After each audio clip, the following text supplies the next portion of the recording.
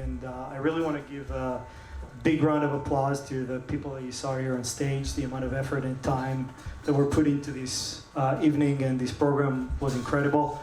Thank you so much, guys, for doing this. I'll also want to thank Shamez for being here tonight. Building a massive business and raising a young family must take a lot of your time, so thank you for sharing it with us and the story. Thank you for inviting me. Really appreciate it. I guess because of timing, we don't have a lot of time, so we just dive into it.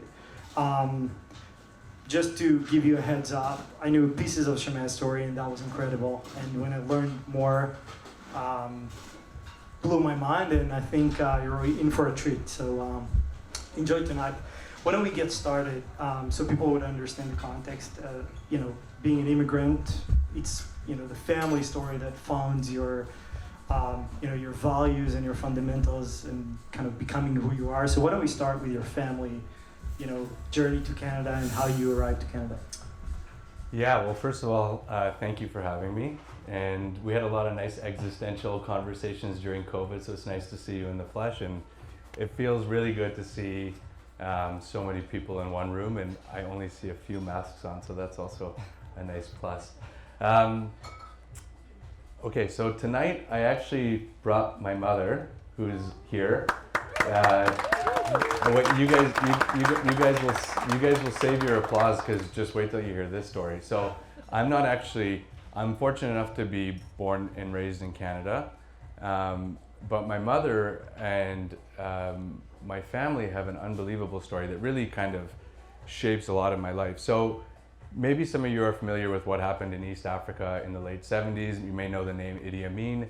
But in the late 70s, when my mother and her family were living in Tanzania, which is where she was born, they had just, first generation there, had just settled, had started to build a life, had started to build a community, and there was we don't need to get into the politics of it, but there was a fever that came across the coast of East Africa in that time that basically said, if you're not born here, get out. You're not welcome here, you gotta leave. So I think my mom was 19 or 20 at that range at that time. She and her siblings had to move in a panic. Weren't able to take any assets, didn't have any formal education. They hadn't even gone into university years yet. Thankfully, Canada was accepting of immigrants. I'm going to get emotional because you're hearing this is like an unbelievable story, but she came to Calgary without an education, without the language, without her parents, and I think your first job was selling knives door to door for not even minimum wage. And I'm going to skip through a lot of it because I can't even tell the story with you here because it's so emotional. But basically, my mother had nothing. She came from nothing. She is a hustler. She's an entrepreneur. She's the smartest person that I know. And she, after going through a divorce and having young kids, my brother and myself, she scrapped up enough money from her minimum wage job to start a dollar store, which had just started in the 90s, if you remember those dollar stores came out. And it was simple, she understood it, she figured it out. She started this dollar store, I remember, literally with everything in the bank, plus probably some loans I don't know about. Thankfully, that dollar store worked out. It was her whole way of saying, I'm gonna take care of my kids, I'm gonna give them an opportunity to be educated. Her focus always was education, education, education. You gotta work hard, you gotta work smart, you gotta be focused on school and be disciplined. And thankfully that business worked out. I'm watching this whole thing, like it's nurture, you're seeing, entrepreneurship. I'm seeing her go in every single day, figure out the margins, how to build the business, has no idea, no formal training. Imagine that, no formal training, nobody giving her guidance, nothing. It was all her, not even a husband to be there to support, it was all her.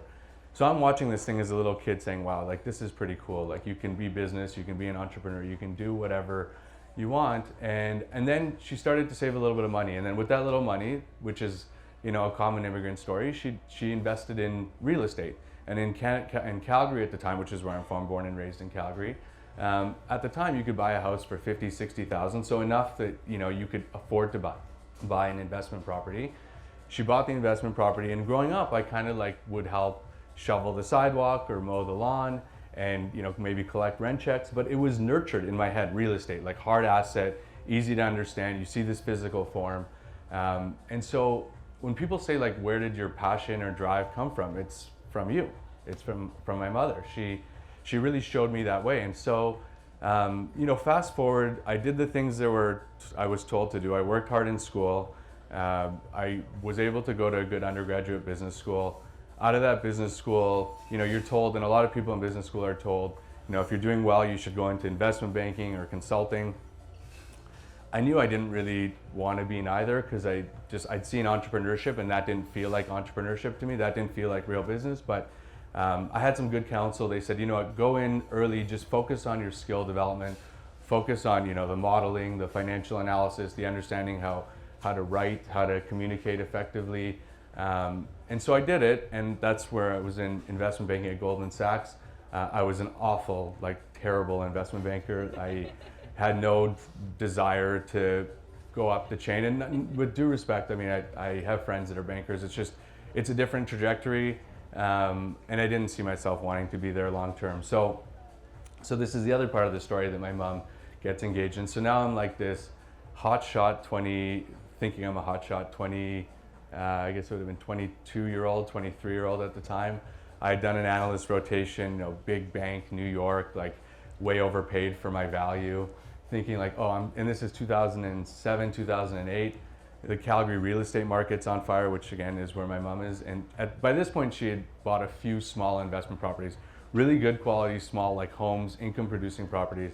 And I come in and I'm like, listen, Mom, I'm a New York analyst investment banker. I'm an investment banker. I know how to do real estate development, because this is what I wanted to do.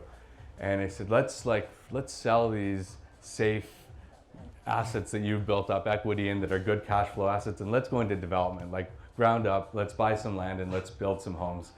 And my mom, because she's the ultimate support, she's okay, I believe in you. You want to do it, we can do it. So that was 2007, summer 2007. We start buying land, and the financial crisis hits. And not like Toronto. So for those of you in Toronto, you won't have this perspective, but Calgary, things went sideways really quickly, really, really badly. So within probably 6 to 12 months of us buying a couple of sites, the market had crashed, 50% markdowns on land value. We had one project under construction. We were lucky to get through that. We had pre-sold it, thankfully, and we were able to just get out with our equity. But the other two, we essentially were underwater for what ended up being 6, 7 years. Thankfully, we didn't take on too much debt that we had to force sell, but we didn't make any money on those deals. And actually, at the time, and this is a really important part of my story and something that everyone should hear, it was devastating. My mom will tell you, I was not in a happy mood. I think it was lowercase d depression. How did I do this? I went to the top business school. My mother gave me this opportunity, went to the top business school, got the top job, then ended up taking all this hard-earned saved money and ended up investing it in real estate and then losing it. And it's not even my money, it's my mother's money. So just felt awful. And it was 2008, no one was hiring. So there was no jobs or opportunities to speak of. So again, my amazing mother says, well, you're not gonna sit around here and mope. I'm gonna save and string together a little money. I think, why don't you go and do your MBA? And I said, I don't know, this is not, first of all, how can I do that? How can I take whatever you have left? She pushed me. I got into business school, and I used that as a pivot. And that pivot, so at business school, I said to myself, okay, I gotta use this to figure out a couple of things. One, is this interest and passion for real estate real? Because I just got my ass handed to me, and that was really humbling. And do I really, really want to do this? Why? Why do you want to do this? What is it? So answer that question. So I answered that question pretty early on. And I actually did a lot of networking with alumni in the city that would take meetings with me. And I figured, you know what? I just love it. I love the art of the creation. I think everything about it's so cool. I don't know why, but it's ingrained in me and I just want to do it. I'm not going to give up just yet. And then, do I not? No, okay. Cut me off if I'm rambling, by the way, okay? Do your thing. So figured it out. Okay, I want to do real estate development. And then the next big question, and I'm glad I thought a lot about this one, and this is a theme I wanted to share tonight, was, you really have to be thoughtful about which wave you get on. So what I mean by that is, and as I look today at like the people out there that I know that are successful, have had good careers, have had interesting things. I don't think enough emphasis is put on actually thinking about which market do you want to be in, which asset class do you want to be in, and which organization do you want, or people do you want to do it with. Because there's a lot of talk about, be really hardworking and be intelligent and work the right way and all these things about you. But I don't know, if you haven't read the book Outliers, I strongly recommend it. I strongly believe to the philosophy that a lot of your success in life is about getting on the right wave. So with that in mind, I set out, and I wasn't married at the time, didn't have a kid, just was like totally mobile. Wasn't gonna go back to Calgary because that was a pretty tough scar and realizing that was a way too cyclical market to be a part of. So then I went out and said, okay, I can go anywhere in the world. I want to be in real estate development. I can go anywhere in the world. Where should I go? Like, where's the city to be at? And I remember, and because I had the Western days, I had Toronto connections and friends that were in Toronto. And so I always kind of kept a pulse on what was going on in Toronto. And I remember, I guess this would have been like 2010, spring of 2010, it was vivid because there was the New Yorker magazine, and at the time New York was in shambles. There was no development opportunity there. It was all workout mode. So there was like this photo of this hole in the ground, and it was the cover of the New Yorker, and it was this high profile site on Park Avenue, and it said, will this condo ever be built? And then there was the cover of the Toronto Life, same month, and it had all these tall buildings, and it said, the cover was Boomtown, Toronto's booming, is this sustainable? Fortunately, I had this class I was taking at the time. It was like you were in an independent study. You were able to actually study something that would inform your career decision, and then you just had to get in front of your class and defend your sort of thesis. And so I said, okay, you know what, there's something here, like it doesn't make sense. New York and Toronto are an hour from each other, both North American markets, both, you think, driven by the same underlying factors. But let me study this, like this has to be, so my thesis or my question was, is the Toronto condo market bubble gonna pop or something along those lines? And then I studied the market, and as I studied it, I fell in love with it. I said, like, this is it's not a bubble. It's actually like, and I still feel this way today. Now, I'm not gonna predict like 6 months, 12 months, 18 months, that's stupid. But I feel like if you think, and the same factors that existed there, I still feel strongly about today.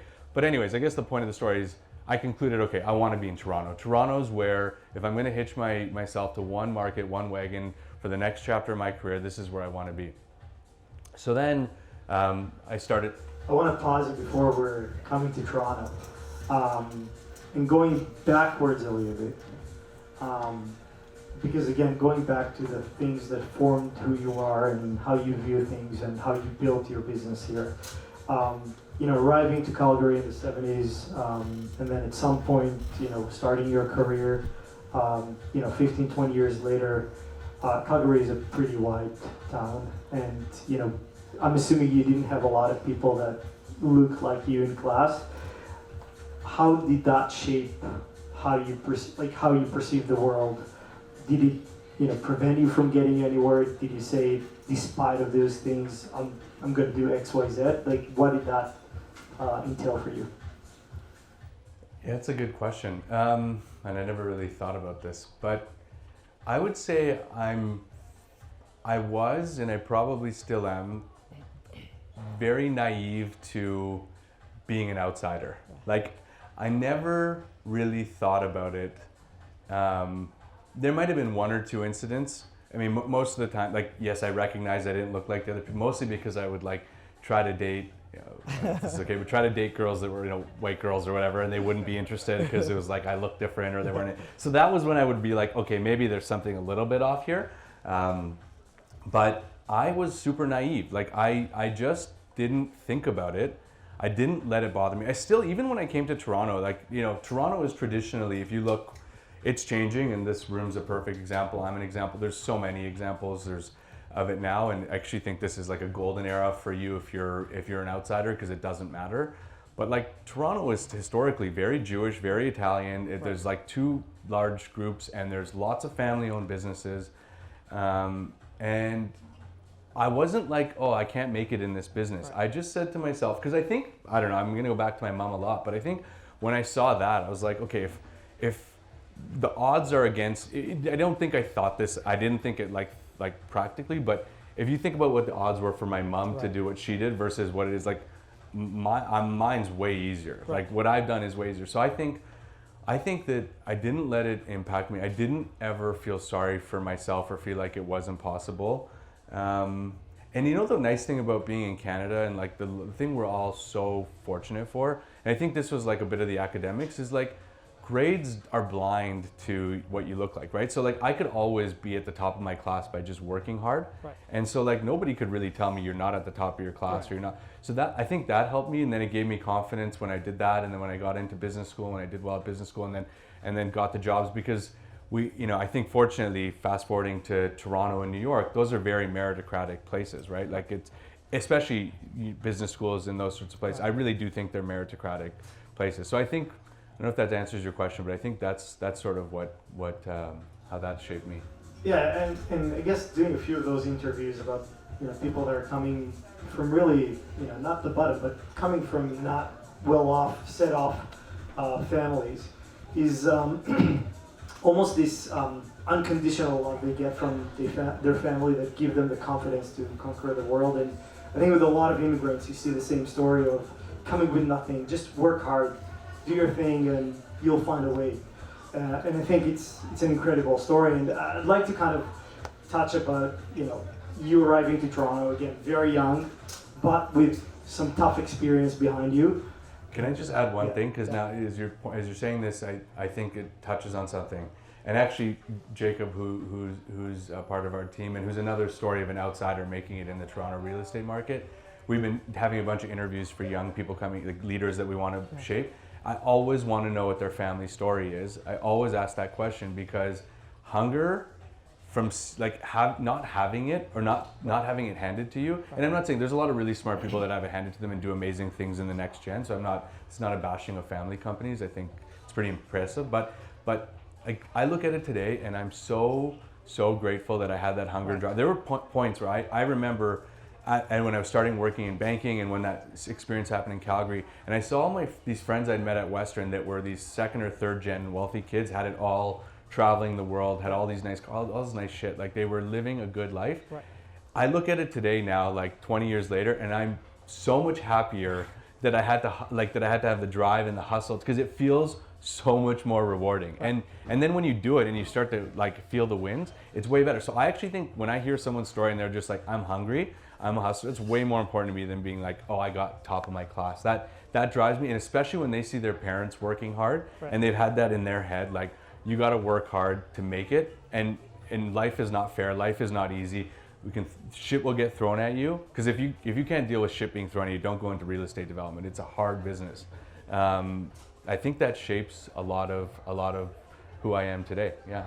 Right, and I'm curious to hear about, like, you touched upon it, but I'm curious if you can elaborate about how it shaped your concept. So first of all, I think people need to hear the story about how you entered CentreCourt, because nobody just say, hey, Shamez, we've been waiting for you.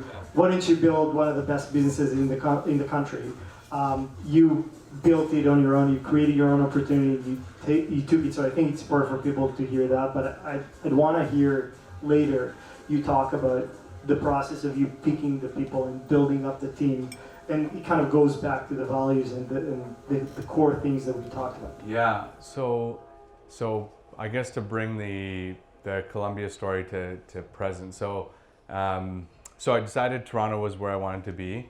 I basically put out as many feelers, cold emails, anybody I could get introduced to that was in the development market that would take a coffee chat with me. Fortunately, and this definitely, CentreCourt is not a one-man show. It's actually founded, and I think the spiritual leader is Andrew Hoffman, the CEO and founder. Fortunately, I had a friend who said, okay, there's this guy, I don't know him very well. I was in a meeting with him, seems really sharp and bright, heard really good things about him. He's recently left a family organization, just in his late 40s, or I think he maybe turned 50 at the time.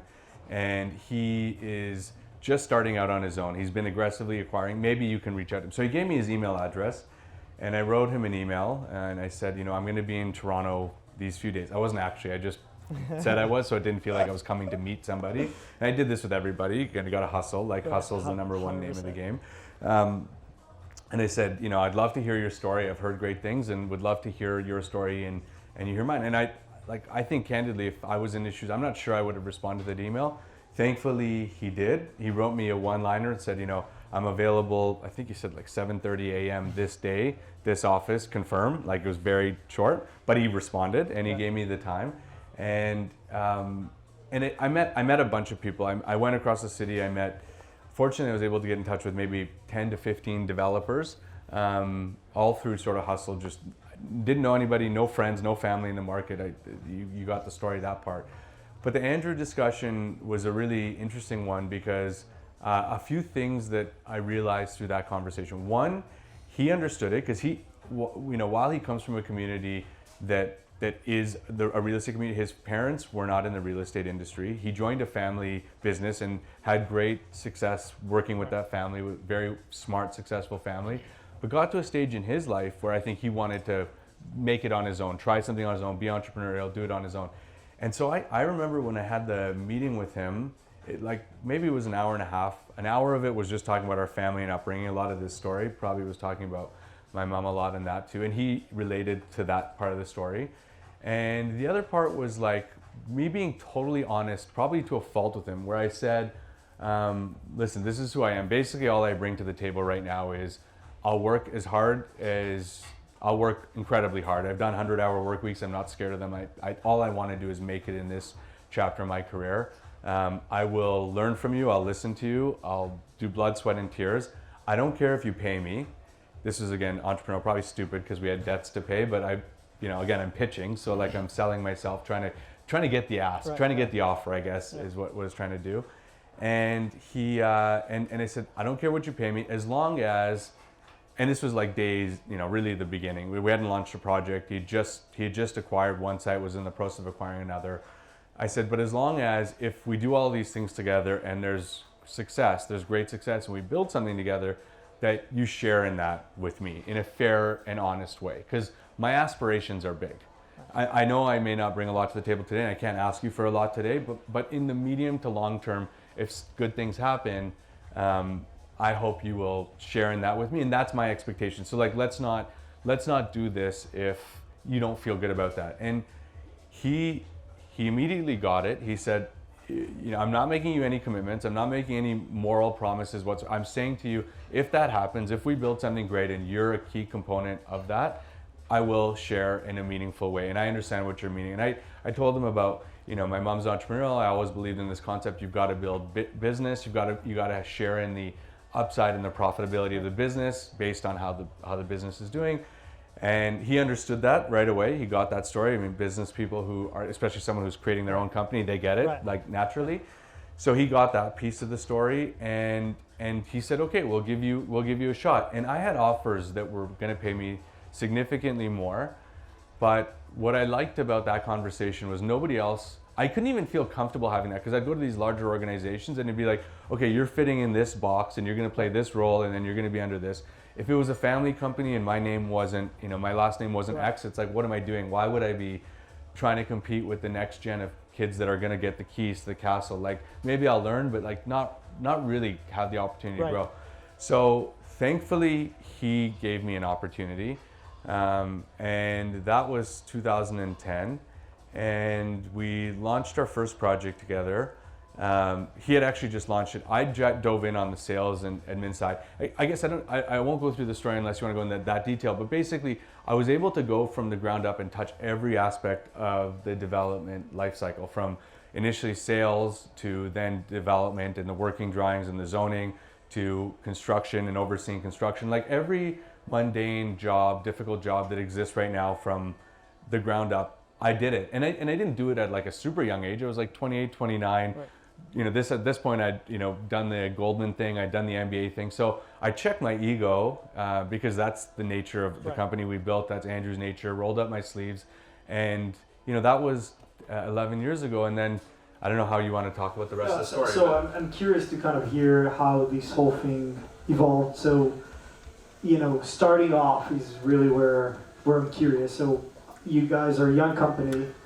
older founder, a few juniors. He would hate you for calling him older, but yeah. But look great. Yeah. For the record, looks great. But kind of, a bunch of, guys going at it, not like a real company yet. What was that transition from a few guys in the office to this massive behemoth that you are today? Yeah.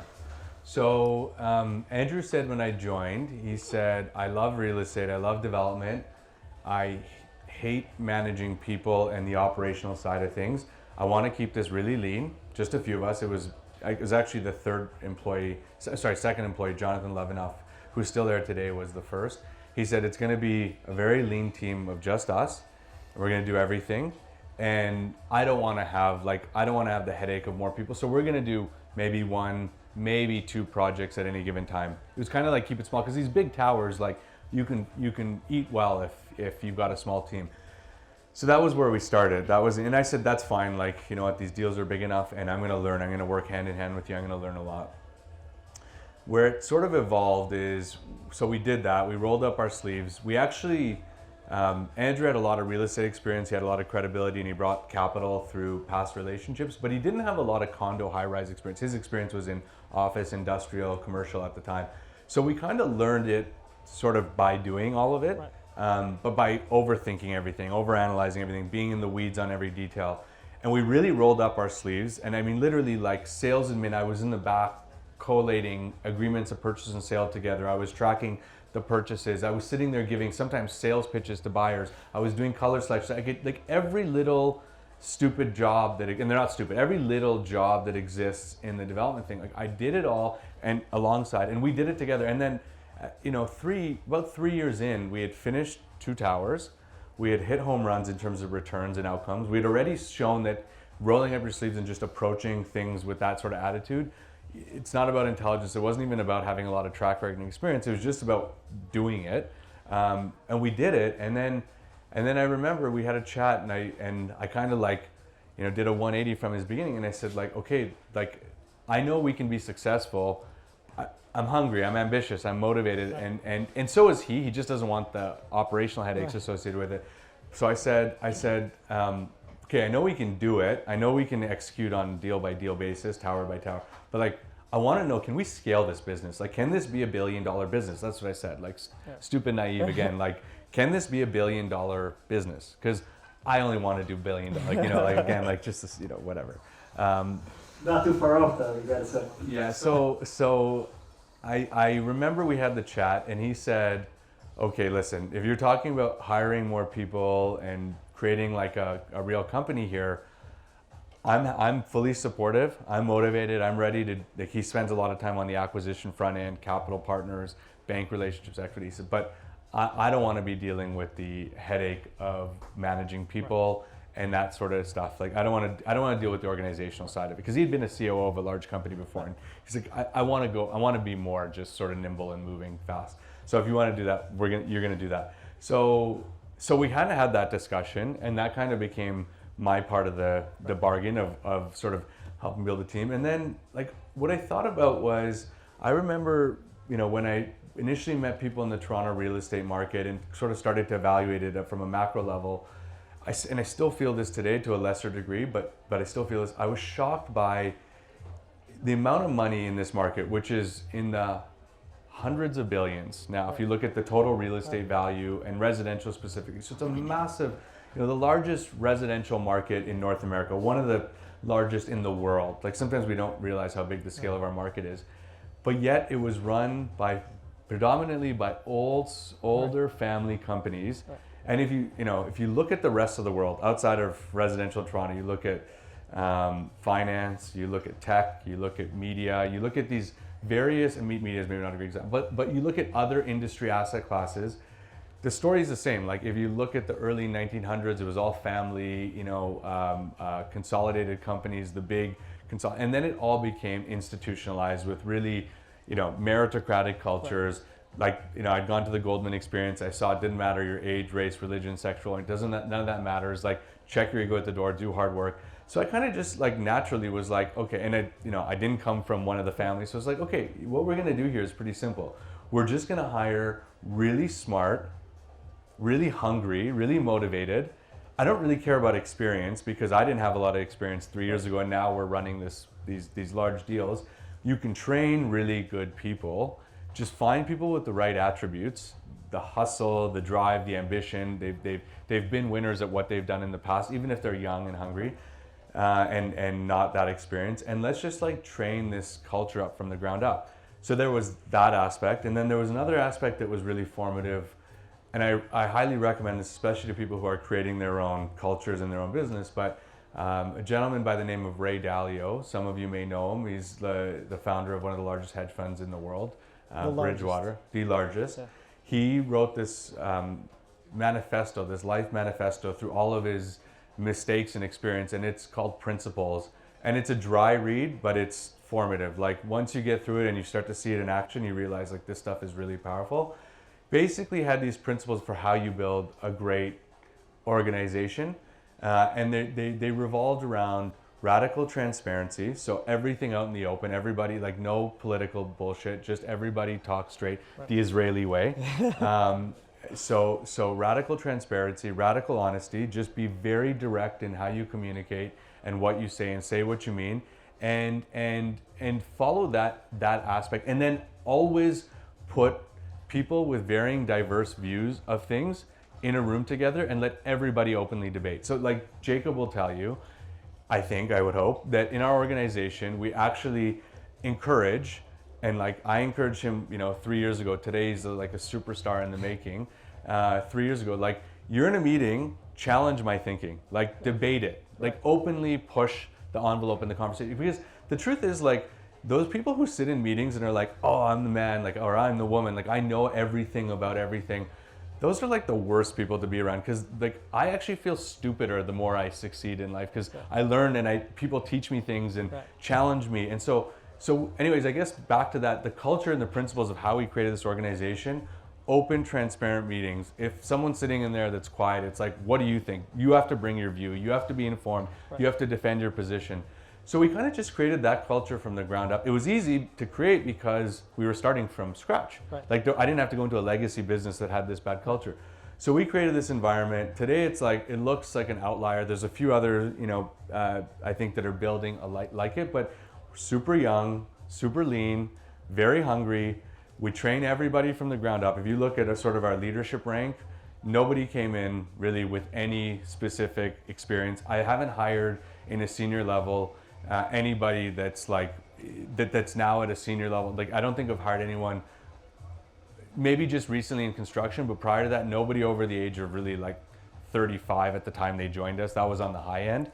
Like lots of really talented people in their 20s, Jacob. Like lots of really hungry young people that can learn the way. And focused on that, and that's sort of been the secret sauce, candidly. Like that's what's driven our success, because all of them are so hungry, they push us. Then when you have that vibe and that flow, you naturally grow. Our limitation in this market, I don't think anyone's limitation is capital today, right? There's an abundance of capital. Opportunities are difficult, but there's enough now, especially at the point that we're at, where we've been able to build a track record and people bring us things. But our biggest issue is like having the right people to continue, the talent to execute it. But that's the formula, and we're never going to sacrifice on like the type of people and the culture. And if we do, we're just going to stop growing. We're going to stop the scaling there. So first of all, that was beautiful, and I'm in the middle of that book right now. So it takes a while to get a beach. Yeah, exactly. But we need to wrap up soon. So I want to just have like kind of the last question. You can be as specific or high level as you want. But you're now at a very different place. You have this big organization. What is kind of the trajectory, or what is the wave, or if you figure that part out, like what is the next wave you're going to run for the next decade or so? Like the company, or in general in life? Like what's now you built it, you made it, right? We built it. So I'd say for the company, I think there's a lot of market share growth we can have. Like right now we're top 3 market share, whatever you slice it. But I actually think we're not going to stop. Like we see so much opportunity to continue to grow in this market. Toronto high-rise condo still feels like an incredible risk-adjusted asset class. Right. We haven't gone to broader markets. We haven't changed our asset class strategy. We will, I think, in the future grow into different verticals. But right now, all the energy and focus is we have more opportunities. We need to continue to build the machine. Like if you look at our sort of units under development, it's been this trajectory. And I don't see that plateau. I see that growth trajectory continuing. I see us becoming the market leader and having consistently grow higher and higher market share in a market that will continue to grow and be successful. So I think the company is there. I think there's a whole new generation of really great talent we've got across the organization. And as a plug, we are hiring, like we're looking for really talented people. It's still that amazing company that gives people, I think, a trajectory unlike anywhere else. And I'm biased, but I genuinely believe it. Check out our LinkedIn, check out jobs. You'll see all the positions we're hiring for today, and they're going to continue to be posted more and more. So we're going to continue to bring in great leaders, great talent, continue to build the organization. For myself personally, there's a transition that I think some are aware of where I'm going to step back of the day-to-day at the end of this year. Gavin Chung, who's unbelievable and one of the early hires that I've worked closely with for the last 6 years and think the world of, he's going to be taking the seat of president, and he's going to be the perfect guy to elevate the business to the next level. And there's a bunch of other people that are going to be growing into more important leadership roles because I take up a lot of space. So, when I leave, there'll be opportunities for a lot of other people. And then for myself, there's a pretty wide range of things that I'm considering and exploring. I'll say this. The goals for the next chapter of my career are different than the goals for the first chapter. I could simply have said, like, back when I was graduating business school and coming to Toronto, my goal was,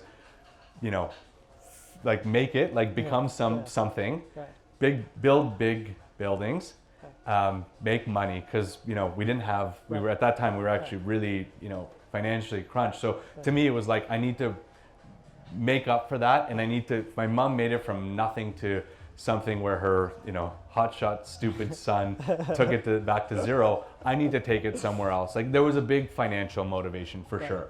I'd say in the next chapter, there's a lot of intellectual motivation. I really want to continue to challenge myself to learn, to grow, to not be stagnant. I think there's a lot of ideas that are percolating that are going to explore from real estate to non-real estate ideas. I think it's a pretty awesome time in the world to be thinking about different places to spend your time and energy. And it may not just be one thing, it may be a series of things, but I'm not answering your question with any specificity because I'm about It's a perfect answer. I'm about to go through that exploration next year, and I'm going to do it thoughtfully with a well laid out process, as you can imagine. Yeah. Well, as a man of processes, I can only imagine. But I want to open up the floor for questions from the audience. Please don't be shy. Meritocracy, the whole thing about, just going at it. So I had a question about hiring, because I think that is probably the most important decision as a leader you can do. And it's, I thought it was very interesting you mentioned Bridgewater. So I don't know if you know the Bridgewater interviewing case. They do not ask you any financial questions. You come with 2 topics and you debate it. That's literally it. Yes. So is there anything unique that you guys do at CentreCourt for your interviews that you can share with us? Yeah. Some of the people in this room have been through them, so they probably have nightmares still. We just actually had one yesterday. We do, so as a second final step for most of our hires, we do a form of a case study. And it's a series of questions, sometimes underwriting of a site, or sometimes a series of questions relating to development, whatever specific to that sort of position, but not like, it's far less about getting the answer right, because we have a wide range of people that come in with different experiences. So I think people often think, we're being focused on the how right they are on the answer, but it's like, how well do they handle, so first of all, how much effort do they put into the preparation? Because you can tell a lot. There's been a number of people who've dropped out just because they didn't want to take the 48 hours and grind. Then there's 6 of us or 5 of us in the room sitting across you. So it's an intense environment, and we're not like our nice self. We're like our firm. We're going to be super direct, ask difficult questions. We're kind of grilling you. We're kind of seeing how do you handle the pressure? Because in our environment, it's intense. It's like the bridge. A lot of people will say Bridgewater and probably CentreCourt are way too intense. That'll be a common negative, and people are entitled to their opinion, but it's how we are. So we're grilling, we're cutting you off, we're asking questions, clarifying. We're gonna probably throw some false questions your way. Like, we're gonna ask a question as if we want you to answer it a certain way, but we really want you to challenge us and answer it another way. And we put a lot of stock into that interview. And it's not, I don't care, like, it's not your resume, or it's not your, how did you do in your SATs or your whatever. It's like, how are you under the line of fire? And then we'll ask some kind of out there questions to see, does this person have kind of like creative, unique thoughts? If they're just a robot that's sort of repeating what's like readily available, and they don't actually come with like a unique perspective, it's not likely they're going to bring a unique perspective to a debate and a discussion. So it's a case study, but it's really meant to test I think the intellect and the fortitude and the, ability to effectively communicate one's position and defend one's position in that context. We also do behavioral testing. That's another big thing we put a fair bit of stock into. So I think there's really, really great behavioral testing out there that tells you about someone's personality, and personalities don't actually really change, science would tell you. They're kind of ingrained in you by the time you're 16, 17. So we look at that and we understand what's all their personality attributes. We look at it on a pretty honest metric, and then that's part of the grading criteria. And then the last thing I'd say is we actually, we score everybody. So before we talk to each other about what we think of somebody, we would score everybody based on a defined set of attributes that we're evaluating that person based on, because we don't want, like, if I feel strongly about somebody and I say it in the room, all of a sudden others may feel that way. I'd like to think not, because of the culture we have, but it might influence. So we'll rank order, we'll score, and then we'll kind of let the math sort of speak to who's the most qualified candidate. So a lot of process, a lot of science in the process. It's definitely not a culture of like, oh, I know this person, therefore I'm going to hire this person, and I know they're good, just let them through the door. It's like, they have to go through, even if they're, somebody I want to get in or somebody Andrew wants to get in, they're going through the same process, and yeah. I think the spirit of entrepreneurship is very inspiring, and how we drive CentreCourt. And every CentreCourt project is exciting, of course, but for me personally, I think the MC project is the most exciting project for CentreCourt. Would you mind sharing a little bit about the behind story that led to CentreCourt becoming the project developer of Smart Center? Sure. So there was an existing relationship between Mitch Goldhar and Andrew, the principals of both of our company. They were going through a process of evaluating. They had this massive 100-acre site in Vaughan, right where a subway station was about to be developed. They saw the future as high-rise density, which was very astute, and they were bang on, and that the whole sort of Vaughan city center would become a real high-rise metropolis. And they brought us in to essentially, pitch ourselves as being the right group. And I think our story of being young, hungry, entrepreneurial spoke to their culture. As much as they're a large REIT, they're actually a very entrepreneurial, development-focused REIT. There was agreement on terms. Obviously, there's a discussion, negotiation as it relates to terms. But we kind of took the approach of, it was one tower. We're now on Tower 5, and it's been an amazing partnership. There was one tower. There was no commitment beyond one tower. The commitment was, sort of like how Smart Centers built their business. They had a good relationship with Walmart, and Walmart said, do a good job and we'll give you the next, but there's no commitment that we're going to give you the next. And we did what I guess was a good job, and then we got further phases on it.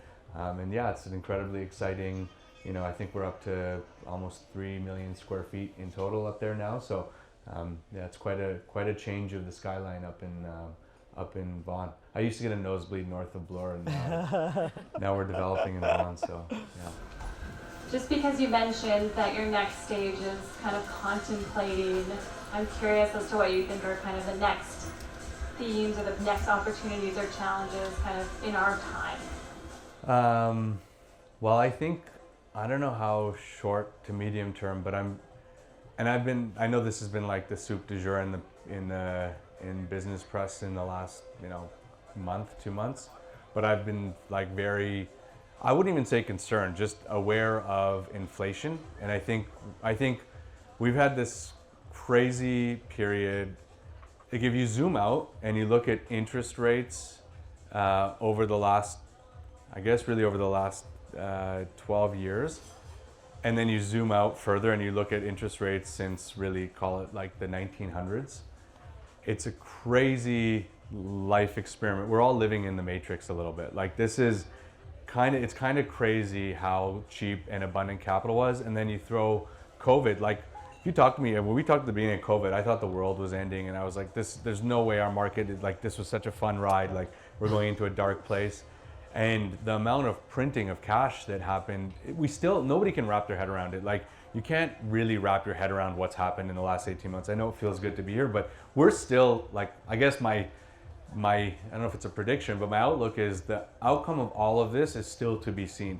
It could be the beginning of a super cycle where it feels like assets are incredibly inflated. You look at anything, you look at real estate, you look at stocks, you look at crypto, you look at any asset class, whatever it is, art, wine, anything, and literally any asset class, it's inflating and there's a massive growth in asset values. So there's two schools of thought and there might be something in between. One is we're at the beginning of a super cycle in asset values and it's time to be deployed because things are just going to go through the roof. And you know what today is $100 will tomorrow be 150 or 200. Like we're going through this and just buckle up and don't be sitting on cash. There's another world which is like interest rates are going to have to go up dramatically to catch up to this, which I'm not totally convinced of because I think there's a lot of other consequences of it. I guess I'm not answering your question other than to say I think that's a massive theme, and I don't think I don't believe this Bank of Canada, the Fed saying it's a short-term thing. I don't think the supply squeeze is short-term. We're seeing it on construction every single day. Like that's real. We're into another cost inflation environment and that's not going away. So make sure you have your zoning, lock in your costs at the time of locking in your sales, or else it'll be a repeat of all the canceled projects. So I think that's a shift. I think there's a huge shift. I'm sorry to my friends in here who are in office and who have to talk their book about office being fine, but like there's a shift. Like there's a real shift that's happening and that's going to continue to happen of remote work. I'm not saying offices are dead. I'm not saying people won't go back. We're back in 4 days a week.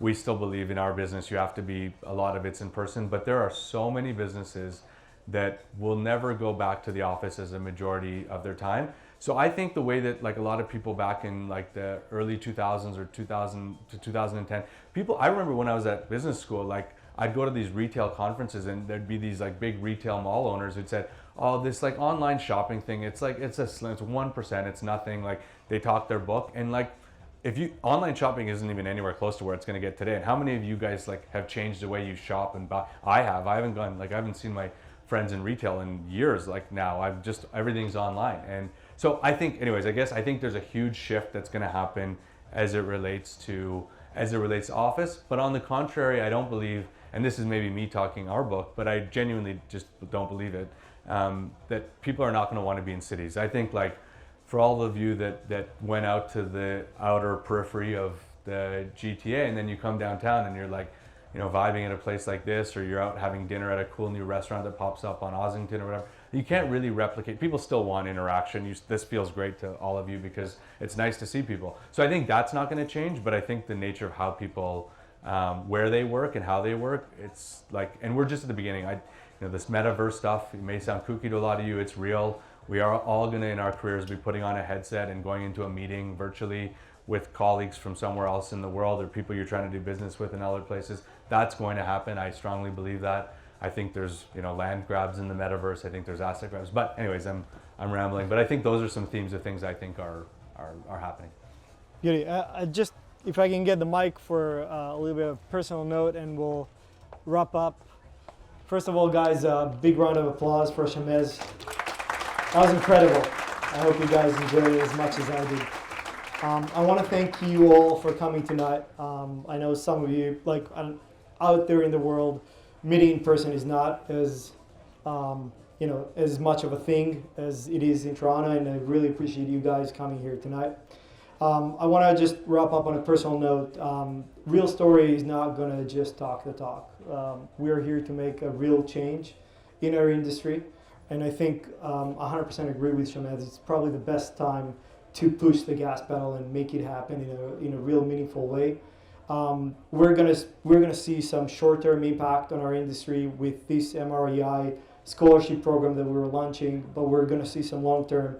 And our vision is not really, tens, it's really hundreds of diverse pipeline, hungry people that are coming from places that didn't necessarily have the access to our market, and we're not really aware that real estate is more than real estate agents. I think we're going to be building up a lot of awareness, a lot of fundamentals that we're missing in the market to create that pipeline of talent. And we're going to be knocking on all of you guys' doors. We're going to knock into every door of every business in our industry to raise money for this scholarship. Sorry. And I don't care about next year's budget, whatever it is. Everybody's going to give. Just giving you a heads up to not give me that bullshit. And we're going to make a real change here, and we need all of you guys to do it.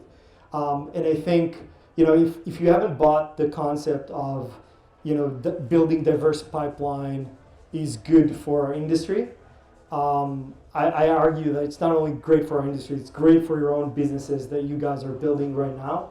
And if you don't want to take my word for it, you can call Andrew Hoffman. So thank you guys for being here tonight, and I'll see you soon. Can I give one quick, sorry, and I'm not trying to be a jerk. My mom just landed and she hasn't seen my daughter, so we got to run out the door. But Jacob, put your hand up. So Jacob, if anybody is interested in learning more about our business or opportunities, hit him up. He's going to take cards, and there's lots of opportunities. So please hit him up, and then look on LinkedIn for job ops, because honestly, we need a lot of talent, and it looks like there's some talent in the room. So thank you for having me. Thank you for doing this. Awesome. So appreciate it. Thank you. Thank you, guys.